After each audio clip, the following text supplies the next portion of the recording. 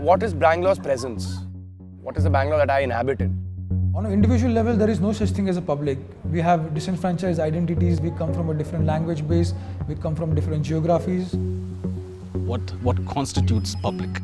So is Cubbon Park more public than Orion Mall or the railway station? How do we create discourse and develop this idea of public art? I don't know. Public art for me is extremely grey at this point, and I feel maybe that's good. Keep it grey.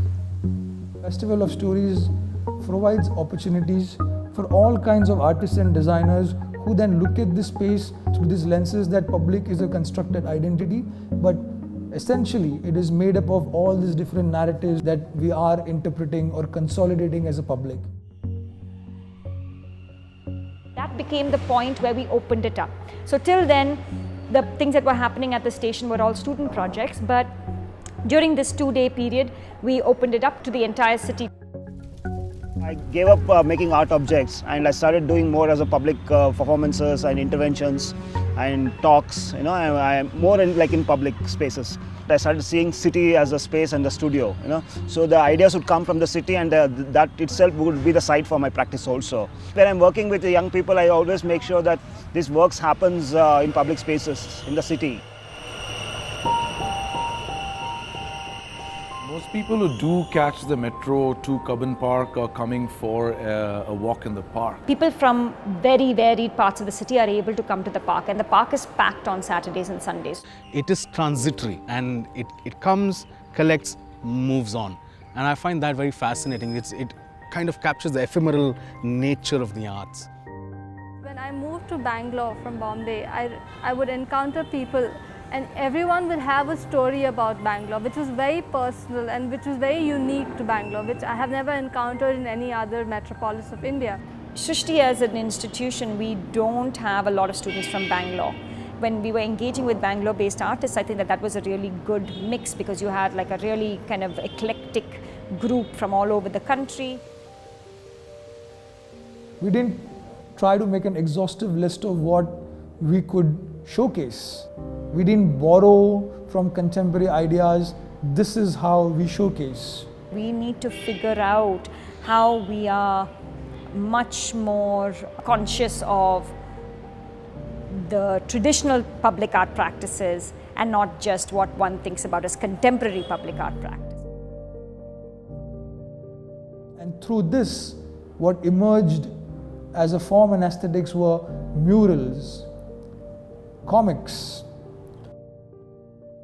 virtual reality experiences, augmented reality experiences, film screenings, performances, walks, workshops, printmaking workshops, installations that were purely art and science and looking at live data and visualizing and sonifying live data.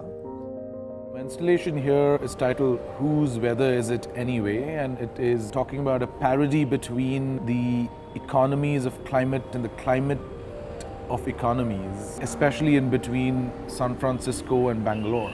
Both of them being Silicon Valley cities and great places to do business simply because of the weather. So there is an intellectual property regime that controls distribution and acquisition of this data, and looking at open data practices and how data narratives can be another form of storytelling.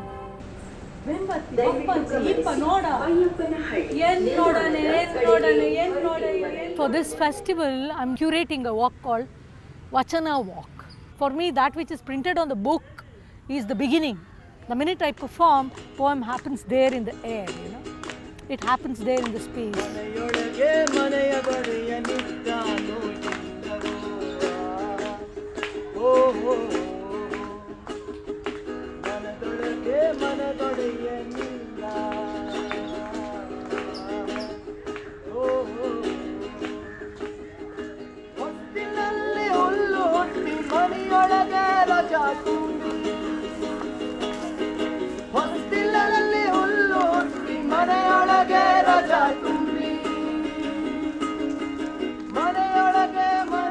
A poem read 10 times can be 10 different poems.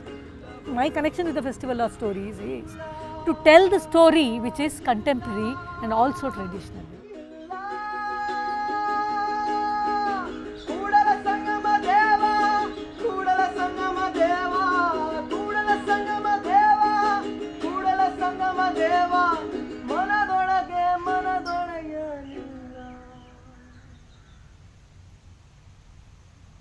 At the Festival of Stories, I'm going to be performing Kugu, which is my solo piece that I've been performing for the last 3 years. It's a whole lot of things. It's text, it's movement, it's dance, it's poetry, it's music, sound, song, all of it. So yeah, so it's difficult for me to peg it down into a jar or a label, say this is what Kugu is about. It's more of a experience, I would think.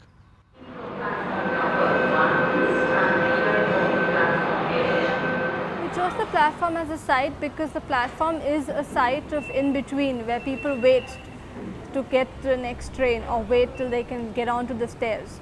And it became an ideal site for us to make it as a listening zone where people would stop and listen to stories. And the starting point for this was the Helava folktale about the founding of Bangalore, which then becomes the seed out of which other fictions arise.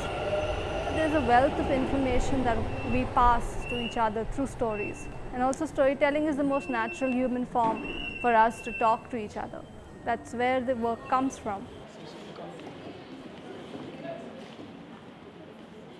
We are writing a lot of stories. We are developing different worlds within the metro station, and this will also include performances and people walking about through the station in different costumes. All will become part of a large weird fiction project. So what we are trying to do is create disjointed pieces all over the station where people can make a narrative out of things that's going on.